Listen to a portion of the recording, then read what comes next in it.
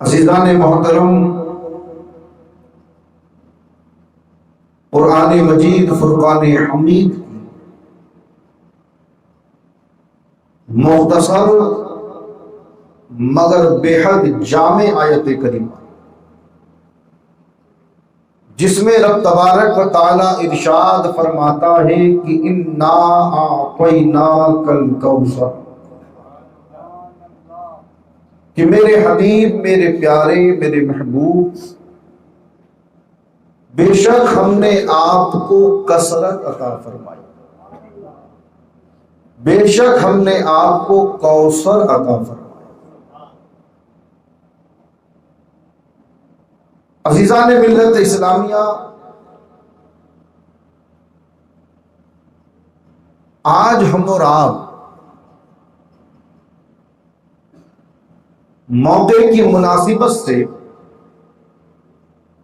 جس مقدس ہستی کا ذکر کرنے کے لیے حاضر آئے ہیں، یقین جانیں کہ کائنات میں نبی کے بعد ان سے افضل خاتون اور کوئی نہیں۔ میرے آقا صلی اللہ علیہ وسلم اپنی شہزادی سیدہ فاطمہ الزہرا سلام اللہ علیہا سے بے حد محبت فرمایا کرتے تھے۔ عزیزان گرامی، بلا تمہید و تمثیل میں آپ کے ذہنوں کی خصوصی توجہ چاہتا ہوں اور آپ کو اسلام کے اس دور کی یاد دلانا چاہتا ہوں کہ جب اللہ کے رسول صلی اللہ علیہ وسلم نے اعلان نبوت فرمایا تو تاریخ اور روایات شاہد ہیں کہ میرے آقا صلی اللہ علیہ وسلم کی مخالفت شروع ہو گئی اور معاذ اللہ آپ کو پاگل اور مجنون کہا جانے لگا۔ وہ تکالیف کیا تھیں آپ تفصیل سماعت کر چکے ہیں، میں آپ کو اس منزل پر لے جانا چاہتا ہوں کہ جب میرے آقا صلی اللہ علیہ وسلم کو اللہ نے شہزادے عطا فرمائے اور جب ان شہزادوں کو واپس بہت جلد اپنے پاس بلا لیا تو کچھ بدبخت لوگوں نے میرے آقا صلی اللہ علیہ وسلم کی توہین کرنا شروع کی اور کہا کہ معاذ اللہ نبی ابتر ہو گئے۔ ابتر اسے کہا جاتا ہے جس کی کوئی اولاد نرینہ نہ ہو۔ اب کفار و مشرکین کو اس بات کا غصہ تھا کہ جب میرے آقا صلی اللہ علیہ وسلم دنیا میں تشریف لائے تو اللہ رب العزت نے تمام معبودان باطلہ کو زمین پر پٹک دیا اور پھر ایک ایسی بہار آئی کہ ہر طرف لا الہ الا اللہ محمد الرسول اللہ کی صدا گونجنے لگی اور کفار اس بات سے غصہ تھے کہ اب نبی کے آنے کے بعد ہمارے بتوں کو برا بھلا کہا جا رہا ہے۔ تو جب اللہ رب العزت نے پیارے آقا صلی اللہ علیہ وسلم کے شہزادوں کو اپنے پاس بلا لیا تو کفار خوش ہوئے، اس لیے کہ چلو جو دین محمد لے کر آئے ہیں اب ان کا کوئی وارث تو ہے نہیں، ان کی کوئی اولاد تو ہے نہیں، تو جو دین لائے ہیں وہ ان کی زندگی تک رہے گا اور اس کے بعد ختم ہو جائے گا، کیونکہ کوئی اولاد ہی نہیں ہے، یعنی کوئی بیٹا ہی نہیں ہے۔ اولاد نرینہ ہوتی تو دین کو آگے لے کر جاتی اور کہنے لگے کہ معاذ اللہ نبی ابتر ہے۔ صحابہ کرام بارگاہ رسالت میں آئے اور آنے کے بعد میرے آقا صلی اللہ علیہ وسلم کی بارگاہ میں عرض کیا کہ یا رسول اللہ، یہ کفار آپ کو ابتر کہتے ہیں۔ میرے آقا کو رنج ہوا اور آپ رنجیدہ ہو کر ام ہانی کے مکان میں تشریف لے آئے اور رنج اتنا تھا کہ چادر اوڑھ کر آرام کرنے لگے۔ وہ میرے آقا جو ساری ساری رات اللہ کی عبادت کیا کرتے تھے، جن کی عبادت کو دیکھ کر اللہ فرماتا ہے قم اللیل الا قلیلا، کہ میرے محبوب تھوڑا آرام فرما لیجئے، آج میرے آقا کو اتنا رنج ہوا کہ آپ نے چادر کو تانی اور اپنی آنکھوں کو بند کر دیا۔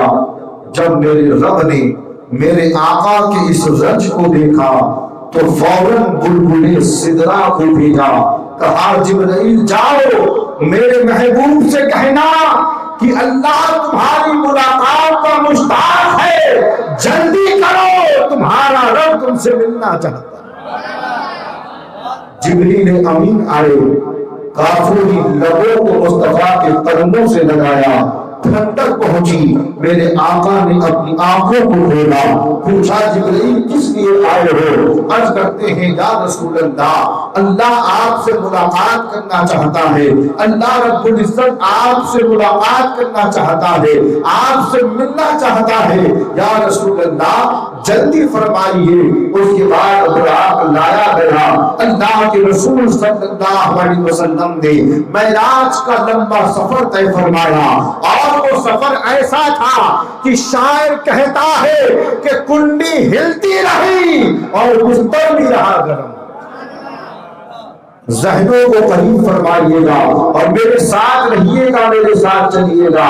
جب بات معراج کی آ گئی تو میں وہ واقعہ بھی آپ کی سماعتوں کے حوالے کرنا چاہتا ہوں جس کو میں نے 50 مرتبہ بیان کیا ہے۔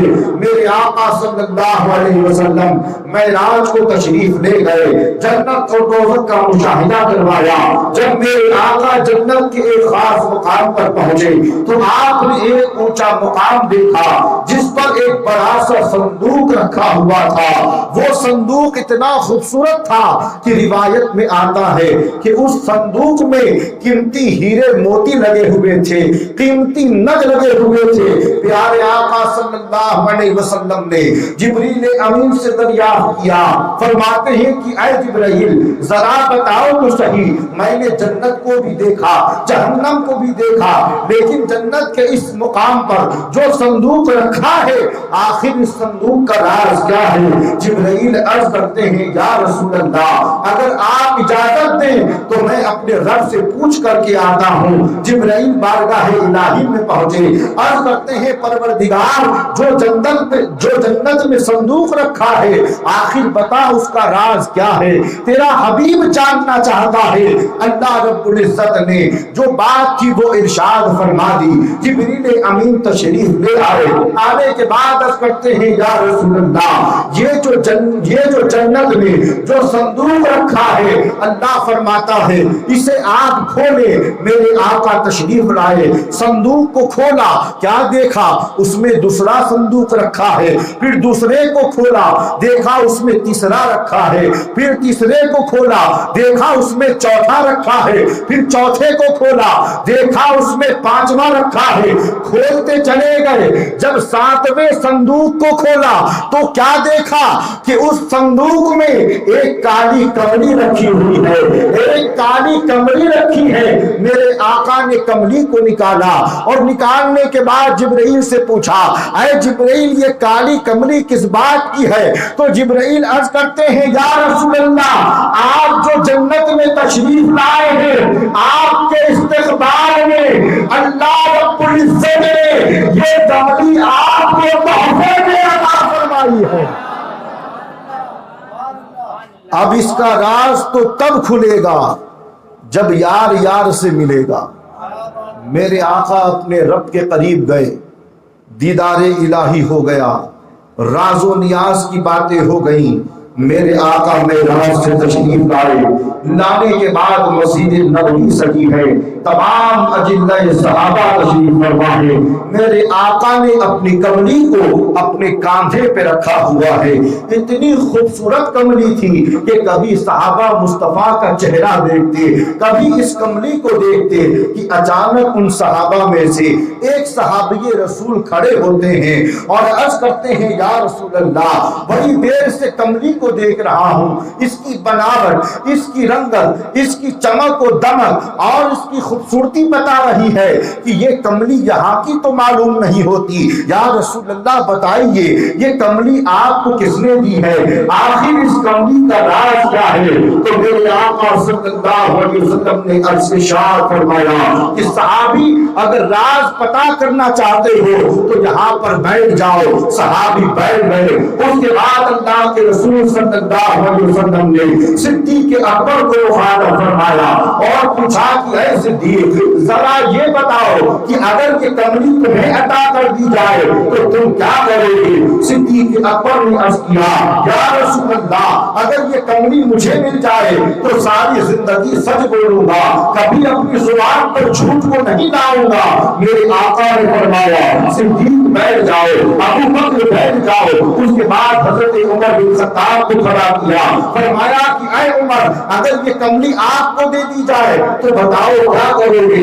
عرض کرتے ہیں یا رسول اللہ میں ساری زندگی عدل انصاف سے کام لوں گا، کبھی نا انصافی نہیں کروں گا، نہ اپنے سامنے نا انصافی کو برداشت کروں گا۔ میرے آقا مسکرائے، فرمایا اے عمر بیٹھ جاؤ، اللہ تمہیں برکت عطا فرمائے۔ اس کے بعد حضرت عثمان غنی کو کھڑا کیا، وہی سوال پوچھا، عرض کرتے ہیں یا رسول اللہ ساری زندگی حیا سے کام لوں گا، کبھی بے حیائی مجھ سے سرزد نہیں ہوگی۔ اللہ کے رسول نے فرمایا اے عثمان تم بھی بیٹھ جاؤ۔ روایت نقل کرنے والوں نے لکھا کہ محفل میں جتنے صحابہ تھے تمام سے اللہ کے رسول پوچھتے چلے جا رہے ہیں۔ کوئی کہتا یا رسول اللہ ساری زندگی جہاد کروں گا، کوئی کہتا یا رسول اللہ ساری زندگی اعتکاف کروں گا، کوئی کہتا یا رسول اللہ میں ساری زندگی صدقہ و خیرات دوں گا۔ میرے آقا نے جواب سے پوچھ لیا۔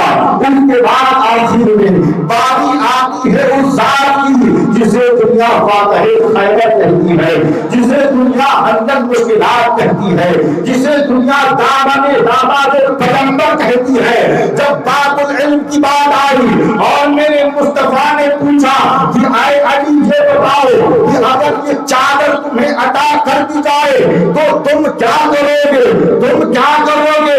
علی نے جواب دیا یا رسول اللہ جب بروز حشر سورج سوار نیزے پر ہوگا، آپ کی امت کے اعمال کو توڑا جا رہا ہوگا، تب یا رسول اللہ میں اس چادر کو لے کر آپ کے امتیوں کی پردہ پوشی کروں گا، آپ کے امتیوں کی پردہ پوشی کروں گا، آپ کے امتیوں کی پردہ پوشی کروں گا۔ تبھی تو فاضل بریلوی نے کہا کہ آج نے ان کی پڑھا، آج مسلمان سے کل زمانے میں قیامت میں مان گیا اور انہیں جانا انہیں مانا نہ رکھا غیر سے کام، للہ الحمد میں دنیا سے مسلمان گیا۔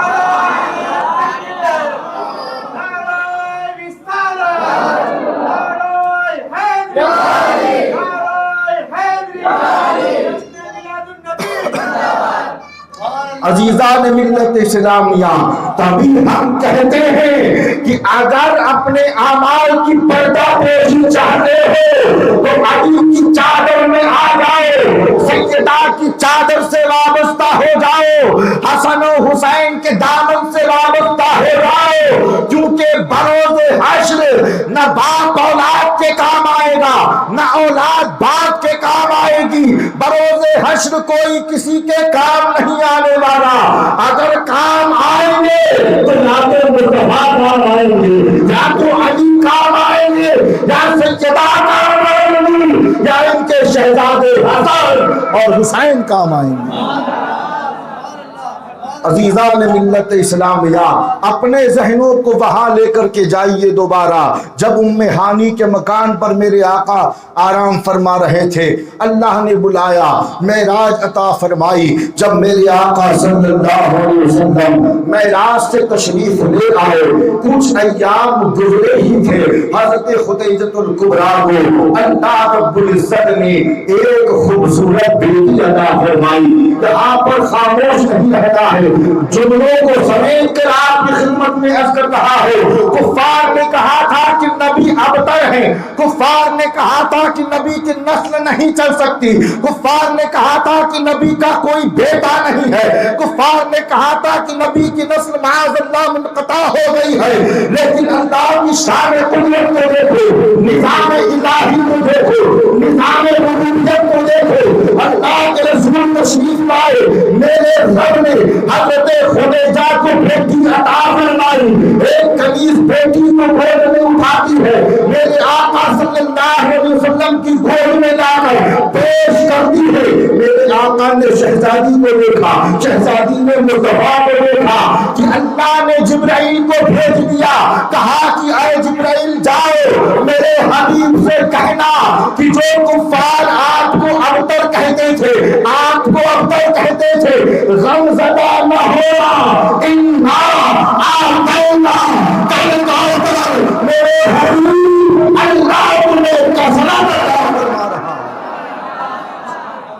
اللہ تمہیں کوثر عطا فرما رہا ہے، اللہ تمہیں کوثر دے رہا ہے، اللہ تمہیں کثرت دے رہا ہے، اللہ تمہیں عطا فرما رہا ہے۔ مصطفیٰ غمزدہ نہ ہونا، اللہ نے بیٹی دی ہے، اللہ نے رحمت دی ہے، اللہ نے فاطمہ دی ہے۔ اب ایک جملہ نازل ہو گیا، دعا دیجئے گا کہ اللہ نے میرے مصطفیٰ کو ایسی کثرت عطا فرمائی، ایسی کثرت عطا فرمائی کہ یزید کی نسل بچ کر بھی برباد ہو گئی، اور حسین کی نسل کٹ کر دی، سیدہ کی نسل کٹ کر دی، آباد ہو گئی۔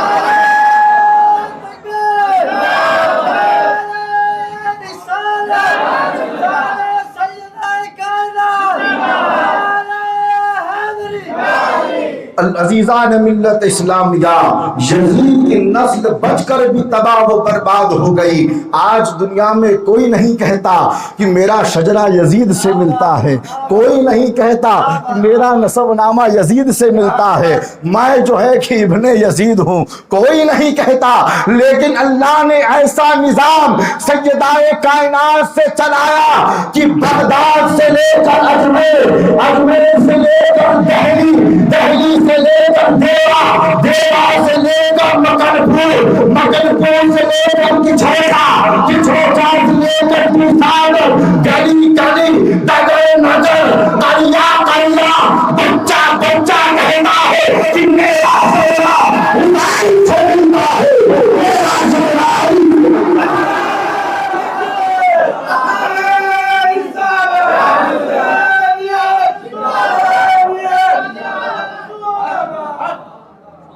بچہ بچہ کہتا ہے کہ میرا شجرہ حسین سے ملتا ہے، میرا شجرہ علی سے ملتا ہے، میرا شجرہ حسن سے ملتا ہے۔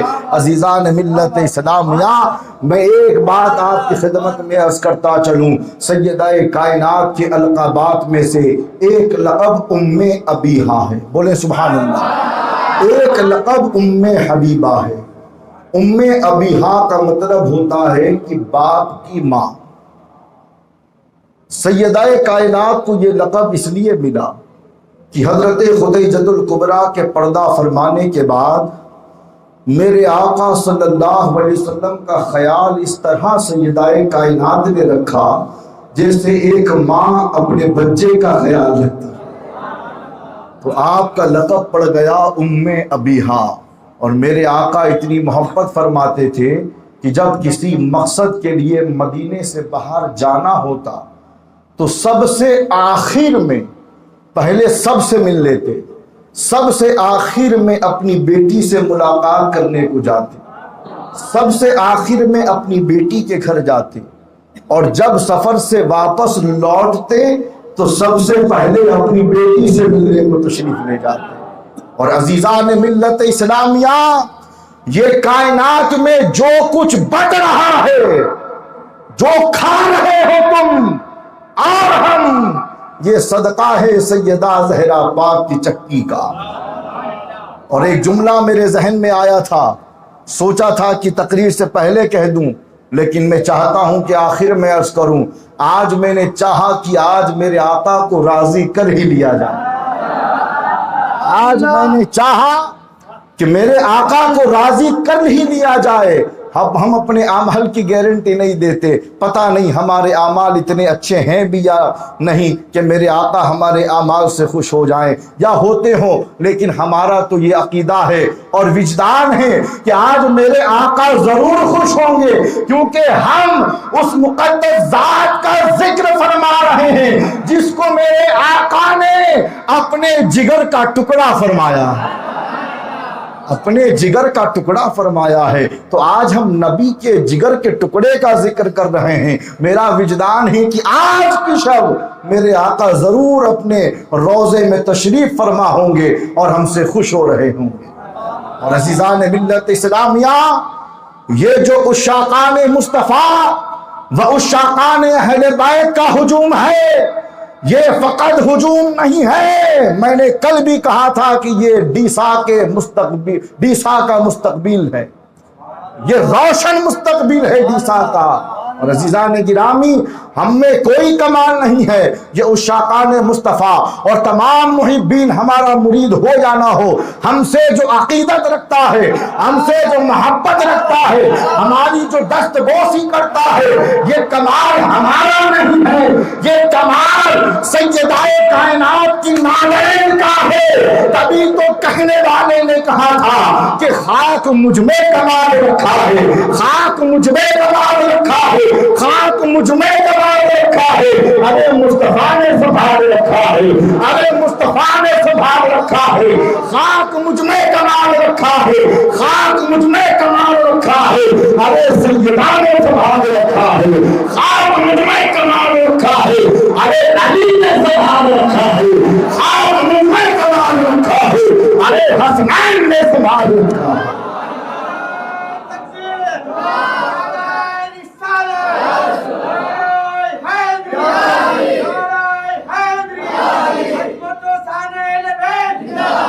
ہماری ساری عزتیں قربان ہوں ناموس رسالت و آل رسالت کی۔ یہ جذبہ ہر سنی مسلمان اور ہر مومن میں ہونا چاہیے کہ ہماری جانیں، ہمارا مال، ہماری عزتیں، ہمارا سب کچھ قربان ہو جائے ناموس رسالت و آل رسالت کے لیے۔ جو جان مانگو تو جان دیں گے، جو مال مانگو تو مال دیں گے، لیکن یہ ہم سے ہرگز نہ ہوگا کہ نبی کا جاہو جلال۔ یہ جذبہ آپ میں ہونا چاہیے اور اسی جذبے کو لے کر آپ کو آگے بڑھنا ہے۔ اللہ میری گفتگو کو قبول فرما لے۔ میں نے آج کتابوں کو ایک طرف رکھ دیا تھا اور کہا تھا کہ آج کتابیں نہیں، آج عشق بولے گا، آج عقیدت بولے گی، آج جذبات بولیں گے۔ اللہ قبول فرما لے۔ السلام علیکم۔